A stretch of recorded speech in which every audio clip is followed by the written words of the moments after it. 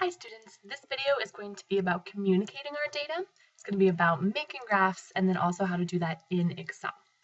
We're going to look back at that data we were looking at before and ask the same question, are males or females taller in this class of data? First thing we have to do is figure out what type of graph we are going to use. There's some conventions with graphs that just helps us to communicate. Independent variable, it's always going to be on the X. Dependent variable is always going to be on the Y. Line graphs, they're always going to be best for time, whereas bar graphs are best for any sort of category. Scatter plots are best if we're trying to determine correlations between two different things instead of using controlled experiments. When we go to make a graph in Excel, there's a bunch of different ways to do it. I'm going to show you the way that works for me. You may end up with a slightly different version of this that works best for you, but this is the way that works best for me. All right, so I'm going over to my data here. This is the same data set that we were using for video number 1. I'd like you guys to pull this up as well and see if you can make this graph as I am doing it. So if our question is all about if males or females are taller, then the pieces of data that's going to be the most important is going to be our average for the height of females and our average for the height of males. We also want to show the amount of variation, and so standard deviation of males and standard deviation of females are going to be the important pieces of data. What I always like to do is make a separate little table with my most important pieces of data. That just helps me stay organized. So here I'll put females on one side, I'll put males on the other side. I am just going to copy my average. When you're pasting in Excel, sometimes it's nice to paste just the values, or it tries to do the math again and gets confused. So if you right click, you can do that. So here on this side, that first one is my average. The second one is my standard deviation. Let's do the same thing for males. So I have all the most important data all just really close together.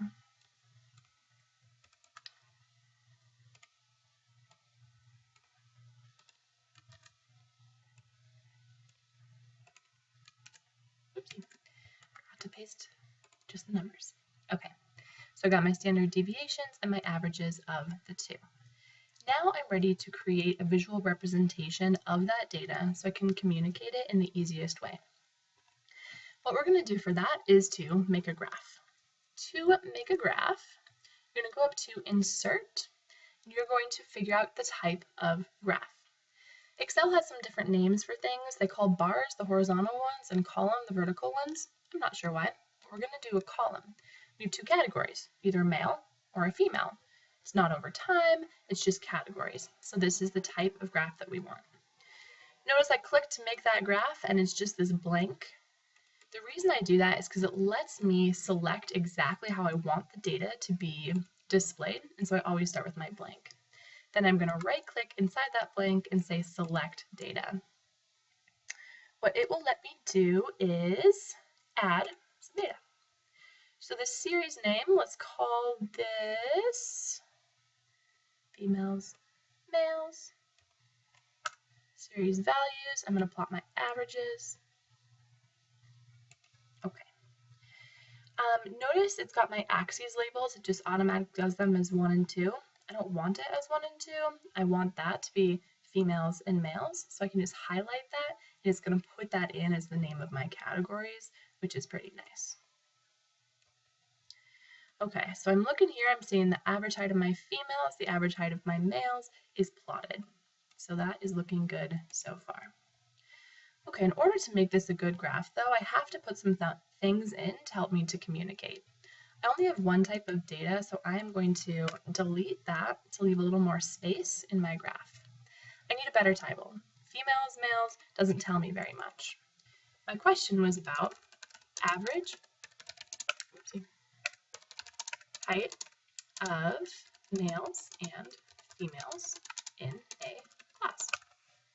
Because I'm trying to answer the question of which one's taller, males or females. So I need to have something that says, hey, this is the graph that's going to show me that. Okay, then I want to add some axes titles. The way you do that is you go up to the top here where it says Chart Tools, go over to Layout. Layout is going to allow you to add axes titles. My horizontal axis probably doesn't need a title because it's already categorized, but my vertical axis does. I like rotated title. I think it is the easiest. This is going to be average height. It is going to be in, shoot, what's my units? Let's look. It's in inches. That's weird. We normally use metric, but it's in inches. And I'm also going to add in uncertainty there. We haven't talked about uncertainty yet. So for now, I'm just going to write plus minus uncertainty. There's going to be a number that goes there in the uncertainty, and we always want to include that. All right, so I've got my label. Here's the average height in inches, plus or minus the uncertainty that I'm going to have. So this graph looks pretty good so far. But we also have this standard deviation piece. We want to show how variable this data is. The easiest way to do that is to go up to Layout, click on Error Bars.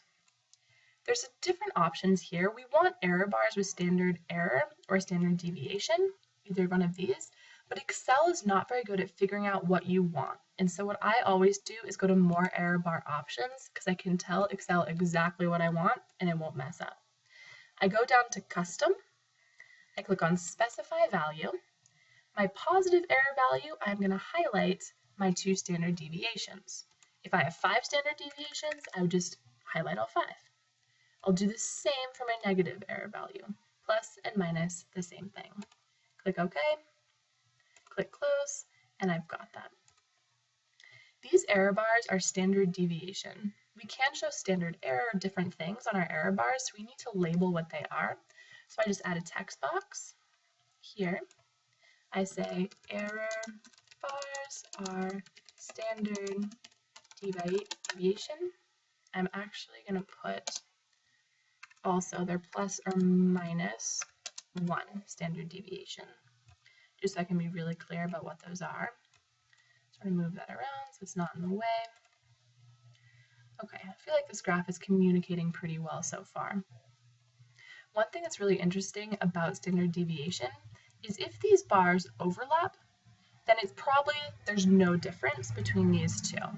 If the bars are not overlapping, the standard deviation error bars, then there's probably a difference. And there's a series of statistics we can run to see if that difference is significant, but just looking at it gives us a pretty good estimate. There's a couple other things I could do with this. Like over here, I've got my scale. Sometimes I might want to change my scale. If I want to do that, I can click on the scale, I can right click, I can format my axis, and it'll allow me to do some different things. Let's say I wanted my minimum to start at 60. I could put that in. Maybe my maximum is still auto. If I do that, it's going to change the scale in my graph, so I could show something different.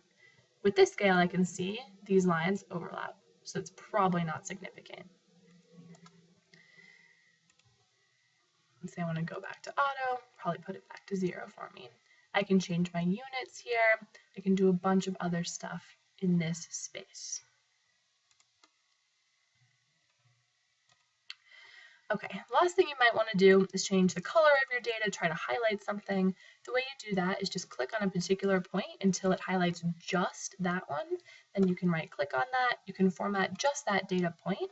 Let's say I really want this one to be, not the border color, the fill color, and I want it to be purple, because purple is a great color.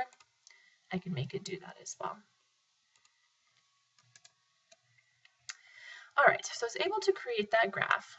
I was able to insert that chart, right click till I selected it, I highlighted my data, made it happen. There's a bunch of different stuff I can do all by clicking on that right click button. Oh, this is interesting too. If you want a line graph in Excel, often it's easier to create a connected scatter plot just because of the way they name things. I can show you how to do that if you need. Put our error bars in. Okay, so hopefully now you understand a little bit more how to create that graph in Excel and how to communicate it. There's a series of questions here that are all a summary of the stuff we've been learning about in the last 2 videos. Your homework assignment is to use your notes from the video and from your reading to answer these things on the computer. You're going to send that assignment to me. So I'll get that assignment through Schoology on the computer. I'll see how you can just summarize each one of these things. You don't need to write a lot, just write a couple bullet points. Doesn't even have to be full sentences if you don't want to, but a couple bullet points on how you calculate mean, median, range, standard deviation, how you make that graph, put some detail in here with how you do titles, etc., and how you do error bars on that graph.